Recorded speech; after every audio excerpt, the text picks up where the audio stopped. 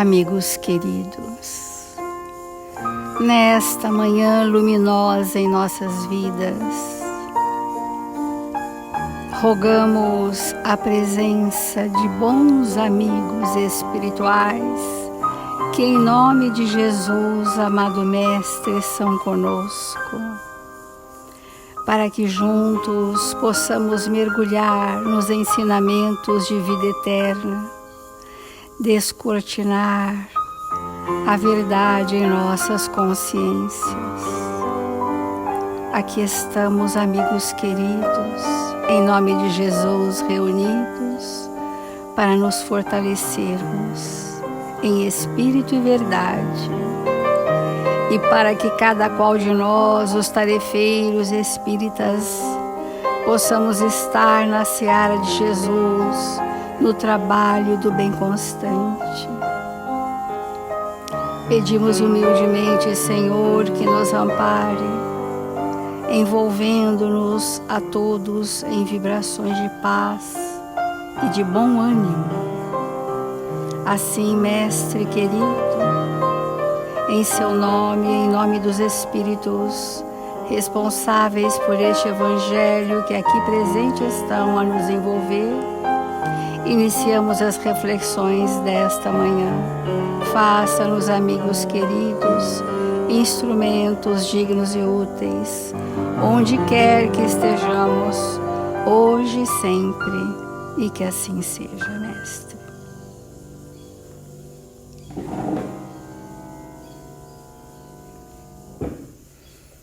Do Evangelho segundo o Espiritismo, os trabalhadores da última hora, e o item que nós estamos vendo é a missão dos espíritas.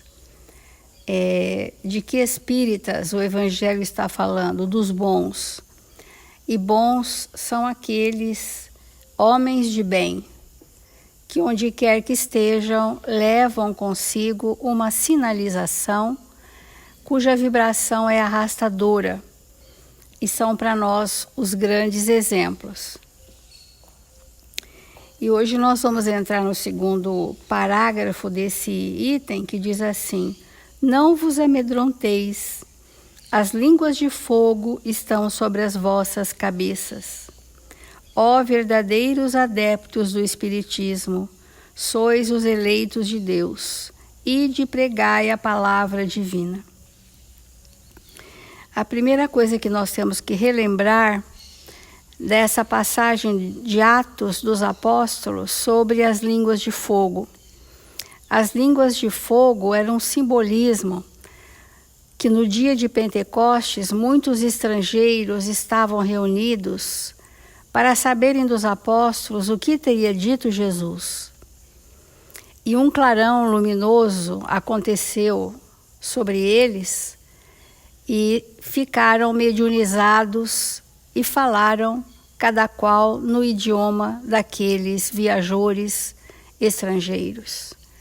Cada espírito que ali estava pôde ouvir o que Jesus teria dito dentro da sua referência, dentro do seu entendimento, dentro da sua lucidez. Nós chamaríamos hoje esse fato em atender à necessidade do espírito, equivalente. Porque quando eu me disponho a falar o que você compreende, a tocar os seus sentimentos para aquilo que você veio buscar em Jesus, nós estamos atendendo à necessidade evolutiva do outro. Então essas línguas de fogo, naquela alegoria, eram o Espírito Santo falando por aqueles médiuns que eram os apóstolos, né? Então João Batista batizou com água, né? Que marcava um novo momento para aquele espírito. E esse, entre aspas, batismo de fogo, era o fogo purificador dessas labaredas que vinham como formas de espíritos puros se manifestarem pelos médiuns apóstolos de Jesus. E essas línguas de fogo, esse simbolismo de que espíritos superiores estão sobre as vossas cabeças, estão sobre a cabeça dos espíritas bons, dos bons espíritas. Ou seja, jamais estamos sozinhos quando estamos imbuídos do sentimento, do compromisso de revelarmos em nós, através de nós, para sermos sinalizadores de Jesus, aquilo que já construímos no nosso mundo íntimo. E todos nós, indistintamente, já possuímos tesouros. Já possuímos conquistas maravilhosas, que nós precisamos dar o incentivo nos nossos talentos a serem multiplicados, nas nossas potencialidades divinas a serem expandidas, para sobrepor a ganga das más paixões que ainda permanecem em nós como uma nesga, né? Como uma faceta ainda, e nós já podemos dar a ela uma dimensão bem menor, se nós o quisermos, para que prevaleça em nós essas potencialidades divinas. E dentro dessas potencialidades divinas, nós expandirmos e sermos médiuns do bem, médiuns da verdade, médiuns da esperança, médiuns da caridade. Tudo isso são línguas de fogo, ou são fortes influxos vibratórios de luz a cair sobre nós. E precisam nos encontrar no diapasão do Evangelho de Jesus para que isso se manifeste. Então, temos todos os dias falado que pregar é revelar-se nas suas potencialidades divinas. E jamais a imposição da palavra querendo conduzir a pessoa a uma referência que pode ser apenas minha. A hora é chegada em que deveis sacrificar à sua propagação os vossos hábitos, os vossos trabalhos, as vossas ocupações fúteis. Aqui entra de novo o sacrifício. O bom espírita, como o homem de bem que estamos construindo em nós para a eternidade, porque é uma construção de muitas e muitas encarnações, isto precisa passar por nós a renúncia, a abnegação e o devotamento. E seja a renúncia, a abnegação e o devotamento em exercício, é um estado sacrificial do espírito. Porque quando ele diz assim, deveis sacrificar a sua propagação ou a propagação da doutrina espírita, os nossos hábitos arquisseculares arraigados em nós. Vamos abrir mão desses hábitos para que possamos revelar-nos em espírito e verdade. Os espíritos do alto estão conosco. Então é muito importante esse momento do Evangelho para dizer quais são as reais tarefas que estamos vinculados pelo compromisso reencarnatório. Então diz Emmanuel no Livro da Esperança: arme-se a vossa falange de decisão e coragem, mãos à obra, o arado está pronto, a terra espera, arai. É o convite do trabalho, né? Que nós seremos reconhecidos pelos sentimentos que nos vincularão amorosamente e pela ação do trabalho, que isso revela ao espírito se ele já está talhado para servir, se ele tem por hábito o trabalho constante. Se isso for uma referência no seu ser espiritual, esse espírito estará mais próximo de aprender a servir. E é muito interessante o que o Emmanuel fala nessa lição conjunto, porque ele se refere ao trabalhador espírita cristão a um conjunto, não é a alguém. A obra numa casa é um conjunto, é uma equipe, porque Jesus trabalhou com um conjunto de espíritos chamados apóstolos. E os discípulos que vieram e os primeiros cristãos que seguiram A obra é um conjunto, onde todas as ações úteis formam o que hoje é uma casa espírita, e cada qual, a sua casa espírita, vai ter o perfil da soma dos seus trabalhadores.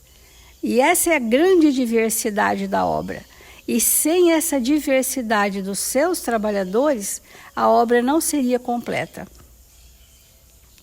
Cada companheiro, num templo espírita cristão, é razoável anotar que todo o trabalho é ação de conjunto. Isso já vai eliminando o nosso individualismo, o nosso personalismo, a nossa vaidade, vai realmente apagando isto para que o conjunto seja muito expressivo. Cada companheiro é indicado a tarefa precisa. Cada qual assume a feição de peça particular na engrenagem do serviço, em cuja cooperação os mecanismos do bem não funcionam em harmonia, né?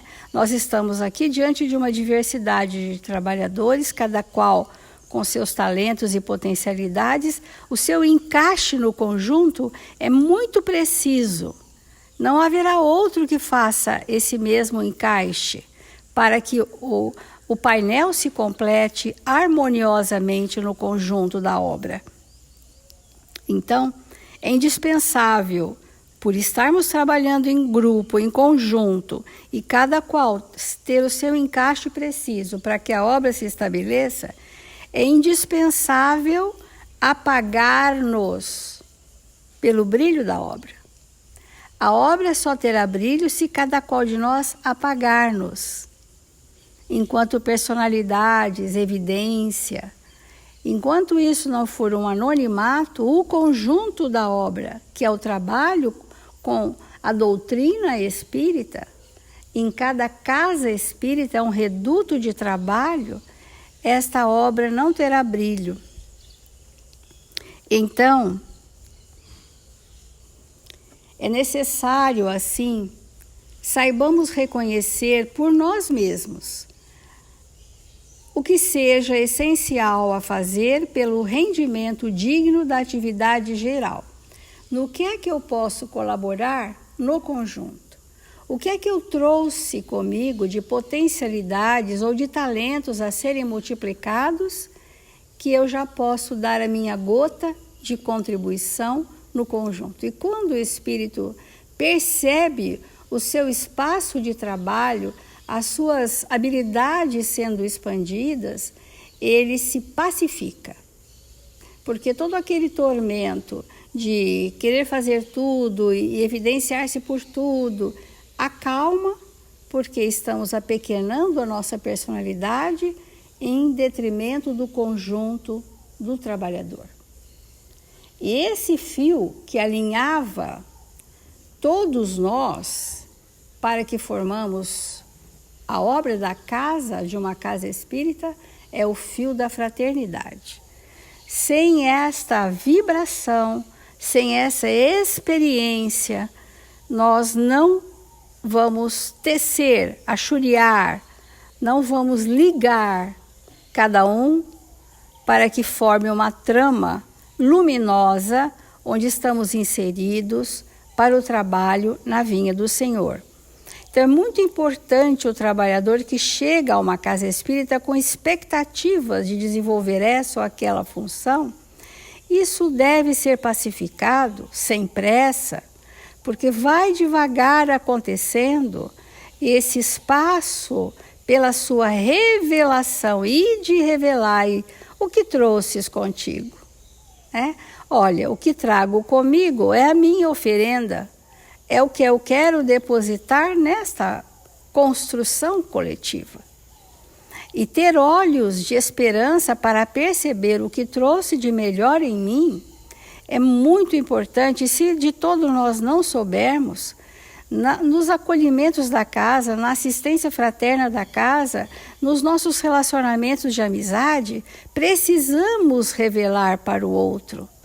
Porque às vezes ele não percebeu potencialidades divinas que ele trouxe para trabalhar. E nem sempre essas potencialidades são mediunidades exuberantes, para que as línguas de fogo, ou seja, para que os espíritos superiores falem através de nós, que é o sinônimo. Não é necessário, mas é necessário um requintamento de sentimentos. Isto é necessário. Sentimentos sublimes e requintados, pensamentos enobrecidos, ações no trabalho constante, é que vão fazer do trabalhador da casa espírita um bom espírita, que é o que essa mensagem está nos querendo dizer. Orientando ou colaborando em determinadas ocasiões, a realização mais importante que se nos pede é o esclarecimento temperado de gentileza, ou a indicação paciente e clara da verdade ao ânimo do obreiro menos acordado na edificação espiritual. Eu achei esse pensamento de Emmanuel muito espetacular. Orientando ou colaborando. Então, o espírita está nas suas tarefas, né? Em determinadas ocasiões, a realização mais importante que se nos pede é o esclarecimento temperado de gentileza, ou seja, que nós possamos estar nas nossas conversas uns com os outros, edificando de forma clara e gentil. Nunca perdermos a oportunidade de esclarecer de forma clara e amiga e gentil, ou a indicação paciente e clara da verdade ao ânimo do obreiro menos acordado, porque todos somos chamados a servir. Então, como nós vamos estabelecer um vigor, um bom ânimo, uma esperança àqueles de nós que naquele momento estamos menos acordados para as edificações espirituais? Então, o quanto ombrear é uma palavra literal, é encostar no outro e seguir junto. A evangelização de espíritos nos ensina isto. O que é evangelizar o espírito? É seguir com ele lado a lado. É conviver, é estar, é trocar, é sentir. Então, a convivência entre os trabalhadores da casa espírita torna-se imprescindível para tecer sentimentos. Porque se os nossos relacionamentos forem apenas superficiais, formais, muito embora gentis, essa trama de construções afetivas, de desnudamento de nós mesmos perante o outro, para que todos saibam mesmo quem somos, as nossas imensas dificuldades, e isso ser uma coisa tranquila em nosso coração, isso traz transformações profundas àquele trabalhador. Então, ora, nós podemos estar minimamente no momento de transmitirmos algum esclarecimento gentilmente. Ora, nós podemos estar recebendo de alguém que veio ombrear comigo, que estou naquele momento caída e que preciso de alguém que caminhe mais 2 passos até que eu me erga e siga. Então, noutros instantes, a obrigação mais valiosa que as circunstâncias nos solicitam é o entendimento com uma criança, a conversação fraternal com um doente, a limpeza de um móvel ou a condução de um fardo pequenino. Ou seja, o trabalho na casa precisa ser daquele que varre, daquele que carrega um fardo para cá, daquele que socorre uma criança, e que todos nós tenhamos essa multiplicidade de ações. Isso nos enriquece, para nós não ficarmos rígidos. Olha, eu vou só fazer isso, né? Nós estarmos prontos para todas as atividades, para todos os estímulos, para todos os compromissos que se nos apresentarem. Então, esse é um fragmento ainda, porque a lição é longa e eu gostaria de demorar muito o nosso pensamento sobre as tarefas dos espíritas cristãos.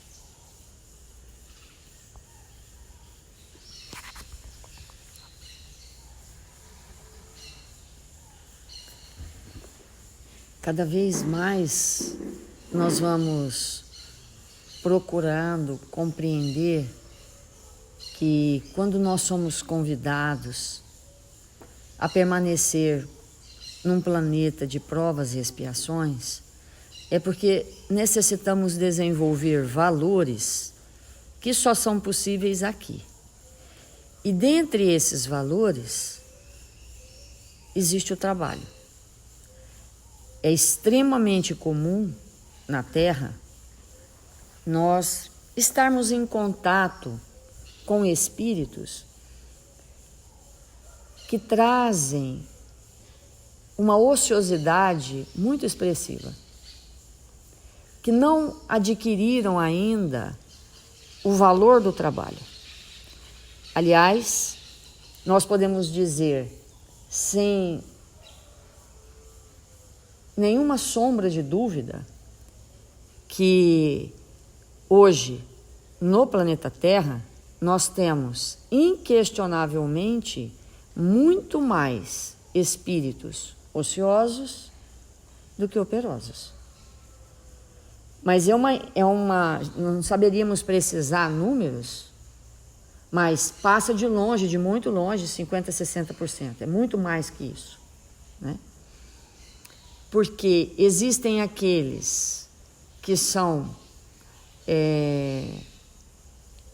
ociosos em tudo, que não desenvolveram mesmo o gosto pelo trabalho, então ficam sempre na dependência do trabalho de alguém, não conseguem ainda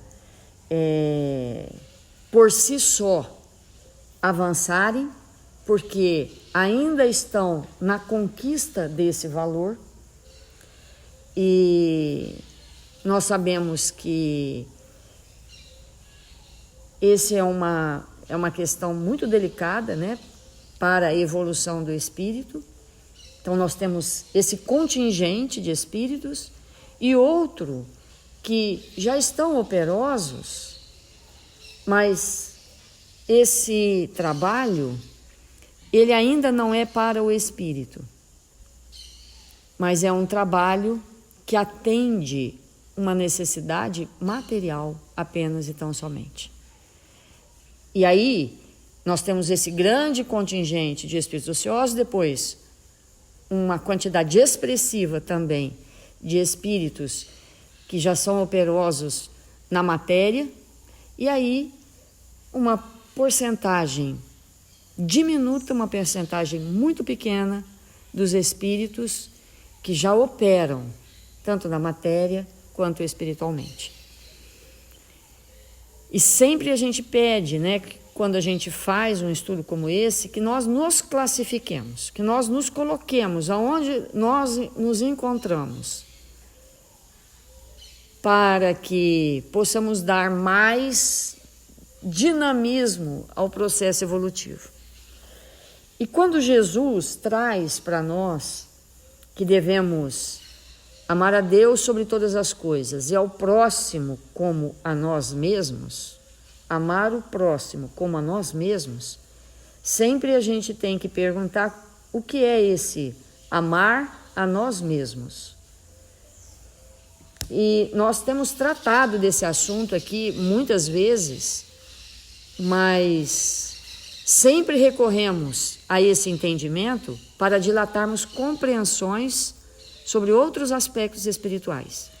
Então, Emmanuel traz um texto intitulado Amar a Nós Mesmos, no livro Construção do Amor.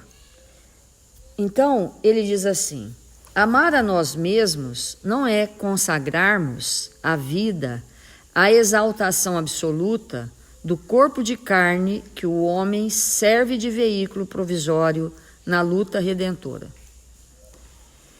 E vai complementar: é indispensável aproveitarmos o concurso valioso e eficiente da dor e da luta, do trabalho e do sacrifício, na aquisição das nossas melhores experiências nos círculos mais altos. Então, todos nós sabemos que realmente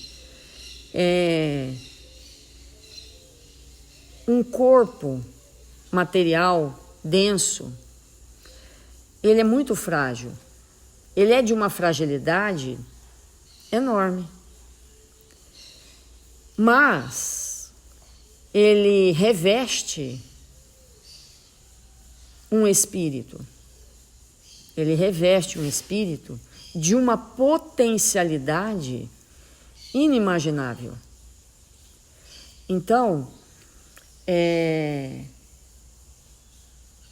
para que nós possamos desenvolver a inteligência do espírito, que nós só utilizamos menos que 10%, e quando a gente pensa isso, por que será que nós utilizamos só menos que 10% da nossa inteligência? O que impede a expansão disso? É que, evidentemente, nós desenvolvemos essa inteligência pelo trabalho, em algum nível. Pode ser um trabalho intelectual, pode ser um trabalho braçal, pode ser um trabalho de qualquer natureza. Tudo que nós operamos no trabalho desenvolve a inteligência sobre os vários aspectos. Então, só que essa inteligência, se nós pararmos para pensar, essa inteligência que nós temos hoje operando no mundo em que nós vivemos, ela foi desenvolvida sobre um aspecto do espírito de muita dificuldade. Ela foi desenvolvida na base do orgulho e do egoísmo.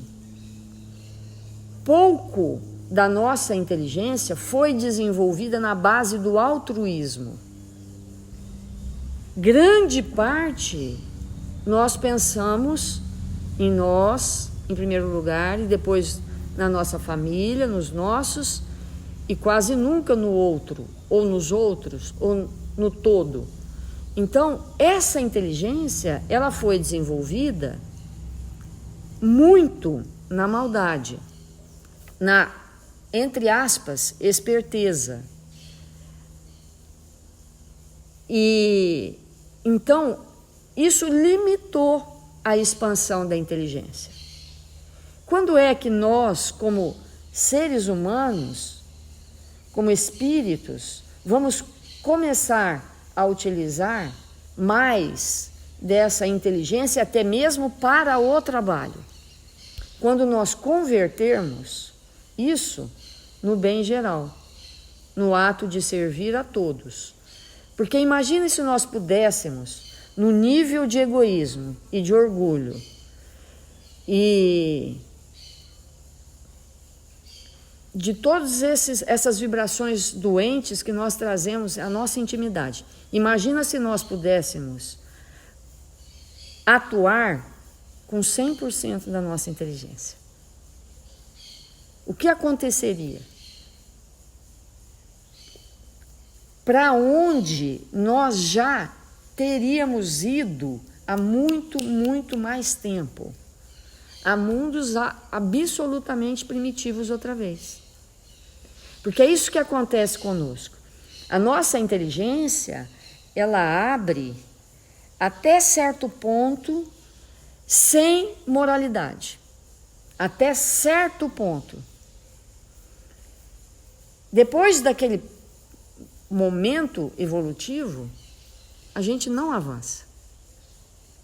O mundo patina. As tecnologias patinam. Muda um botão aqui, uma forma lá e tal, mas não segue mais adiante. Por que não segue? Porque vai ficando altamente perigoso. E como nada no universo está sem controle,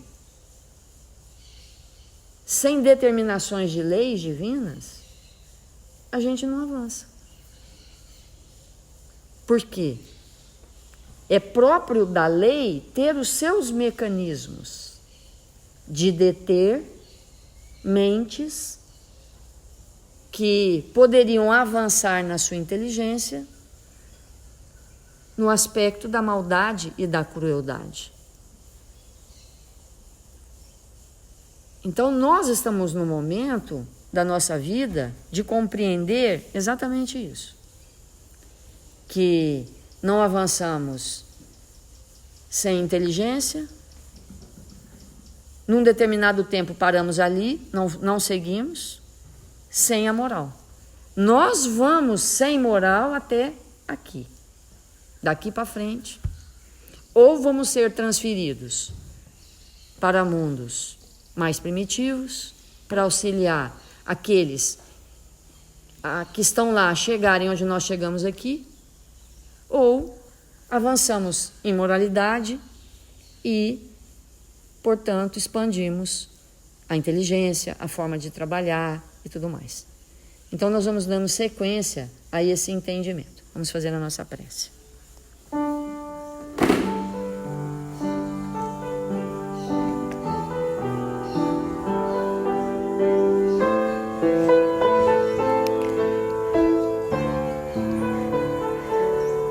Senhor Jesus, divino amigo das nossas vidas,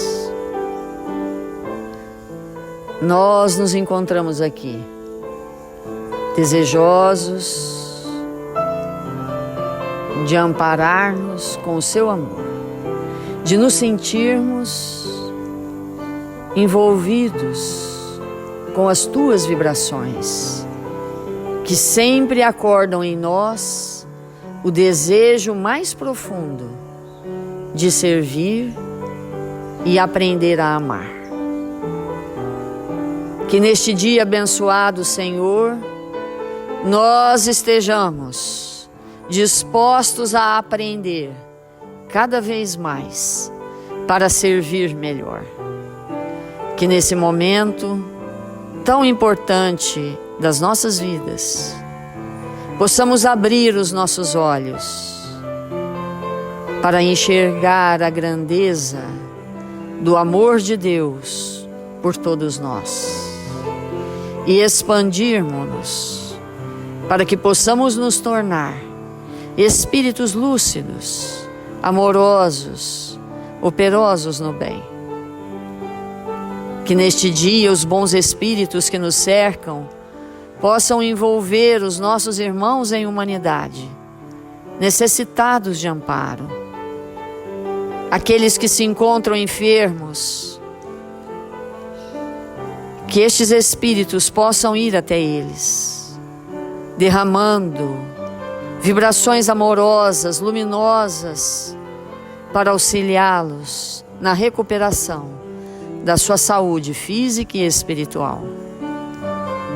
Estendendo os nossos olhos sobre o país, sobre o nosso Brasil, rogamos a Jesus, nosso Mestre, e a Ismael, que convoque seus trabalhadores, para que todos nós possamos, aonde quer que nos encontramos, fazer o melhor, exemplificar as lições que temos aprendido, e com isso, tornar o ambiente onde fomos plantados saudáveis, agradáveis, luminosos, recheados de vibrações do Teu Evangelho, Senhor. 1000 vezes obrigado pela Sua presença e pelo Seu amor, que nos socorre sempre e sempre.